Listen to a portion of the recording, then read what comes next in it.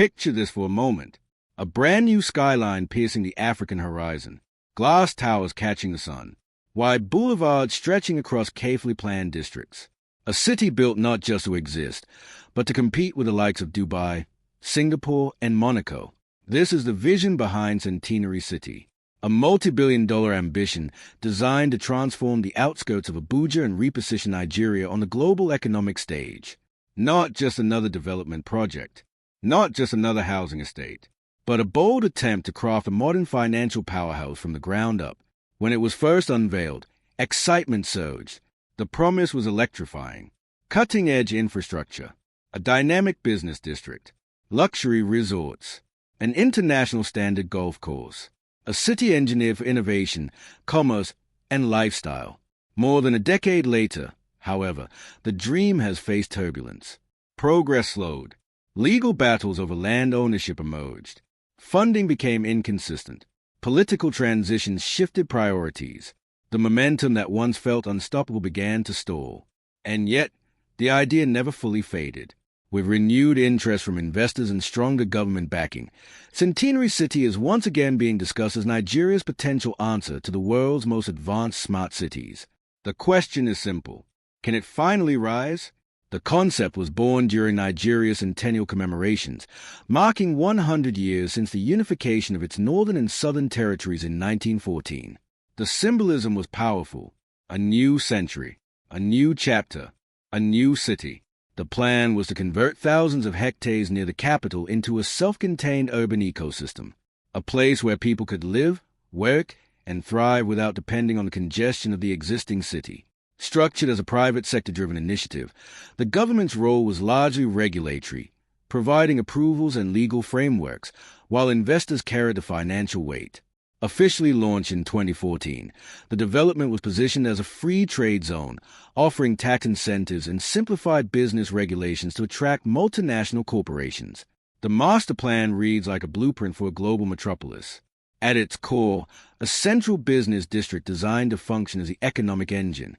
High-rise office towers, corporate headquarters, financial institutions, convention centers, retail malls, luxury hotels, an ecosystem built for global commerce.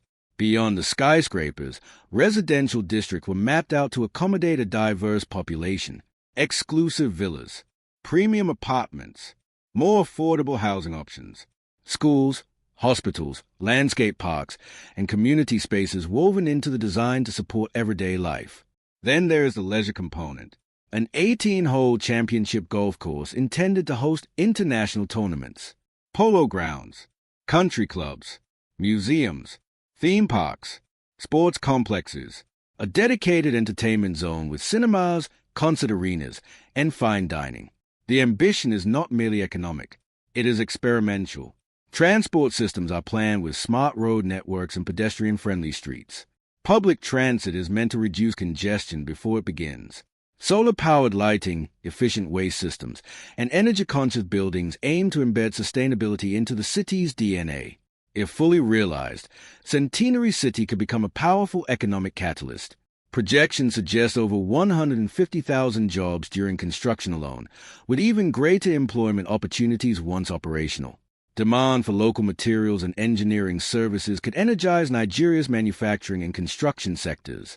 More importantly, it could elevate Abuja's status as a continental business hub, a statement that Nigeria is ready to compete on the global stage. But ambition at this scale rarely unfolds without friction. Land acquisition has proven contentious. Local communities have voiced concerns about displacement and compensation, leading to court cases and resistance.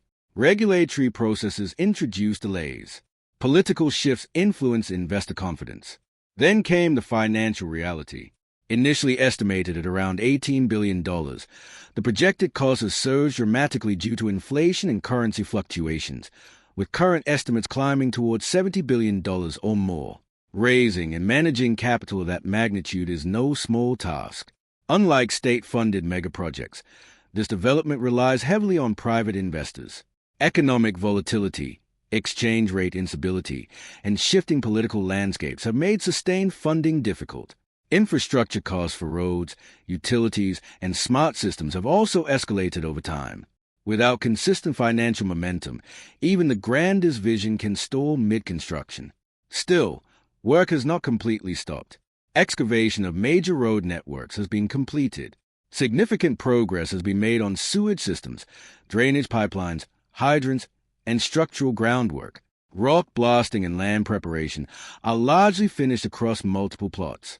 In early 2025, Nigeria's Ministry of Housing and Urban Development reiterated its support, emphasizing the importance of public-private partnerships and calling for increased investor participation. One strategy gaining attention is phased development.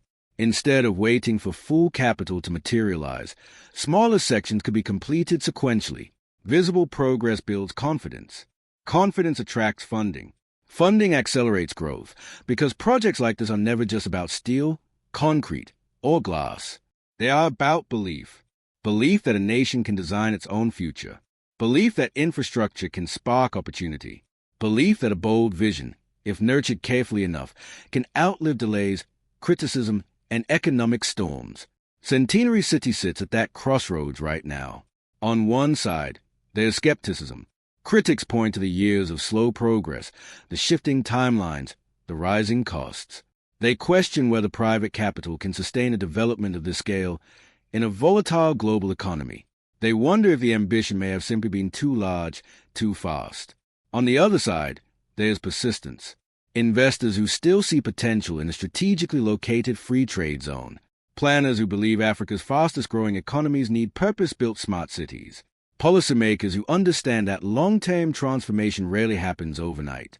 History shows that many iconic cities were once doubted. Dubai's skyline did not rise in a single decade. Singapore's transformation required decades of disciplined planning. Even Monaco's prestige was carefully cultivated over generations. Megacities are not built on speed alone. They are built on continuity. If Centenary City can maintain regulatory stability, protect investor confidence, and ensure transparency in execution, it could gradually evolve from blueprint to reality. If infrastructure keeps advancing in visible stages, momentum may rebuild. And once momentum returns, perception shifts because perception matters. When global corporations see functioning roads, operational utilities, and completed districts, hesitation turns into opportunity. When residents move into finished neighborhoods, the idea of a future city becomes tangible. When events are hosted, when businesses open their doors, when lights stay on at night, the narrative changes. The real transformation will not begin with headlines. It will begin quietly, with foundations poured, with permits approved, with contracts signed, and then one day, almost unexpectedly, a skyline will start to take shape. If that moment arrives, Centenary City could symbolize more than modern architecture. It could represent Nigeria's resilience, its capacity to think boldly, and its willingness to compete globally. But that future depends on discipline, on strategic phasing, on aligning public interest with private investment, on ensuring that growth benefits not just corporations, but communities as well. Because a city is not successful simply because it looks impressive. It succeeds when people feel opportunity within it, when entrepreneurs can start businesses, when families can access schools and healthcare, when workers can find stable employment. For now, the land tells two stories at once. In some areas, heavy machinery has already reshaped the terrain. Foundations have been carved into the earth. Utility lines have been mapped beneath the surface. There are visible signs that this is more than just a concept. In other sections, open space still stretches toward the horizon. Quiet, waiting, almost suspended between ambition and reality. That contrast captures the entire journey of Centenary City. A project moving forward, yet not moving fast enough to silence every doubt. Urban development at this scale is never purely architectural. It is financial strategy, political coordination, legal navigation, and public perception woven together. A single delay in one area can ripple across the entire timeline. And yet, time can also work in favor of vision. Nigeria's population continues to grow. Urbanization is accelerating. The demand for organized, technology-driven environments will only increase over the coming decades. Smart infrastructure, integrated planning, and sustainable design are no longer luxuries. They are necessities for future competitiveness. If the foundations laid today remain protected and progress continues in phases, Centenary City could align perfectly with that long-term demand. What seems slow now might later be viewed as strategic patience. There's also the global factor. International investors are constantly searching for emerging markets with strong growth potential. Africa represents one of the most dynamic frontiers of the 21st century, a well-executed free trade zone, backed by credible governance and modern infrastructure, could become a magnet for capital. But trust must be earned. Transparency in funding, clear timelines, consistent policy support. These elements determine whether billion-dollar commitments materialize or disappear. The next few years will be critical. If construction visibly accelerates, if partnerships strengthen, if residential and commercial zones begin taking shape in concrete and steel, momentum could compound. Success attracts success. Once anchor businesses commit, smaller enterprises follow. Once residents move in, services expand. A city begins to breathe. And once it breathes, it grows. Centenary City is not just about competing with global icons. It is about redefining what modern African urban development can look like. A statement that innovation and large-scale planning are not confined to a handful of global regions. The blueprint exists. The land is allocated. Portions of infrastructure are underway. The ambition is undeniable. Now it comes down to execution. Will financial discipline meet visionary scale? Will public and private interests remain aligned? Will patience outlast uncertainty? These are the questions shaping the future of this project. Years from now, when people drive through completed business districts, attend conferences in glass towers, or relax in landscaped neighborhoods, they may look back at this moment as a turning point. Will this futuristic skyline eventually redefine Abuja's landscape, or will it linger as a promise that never fully materialized? Share your thought below.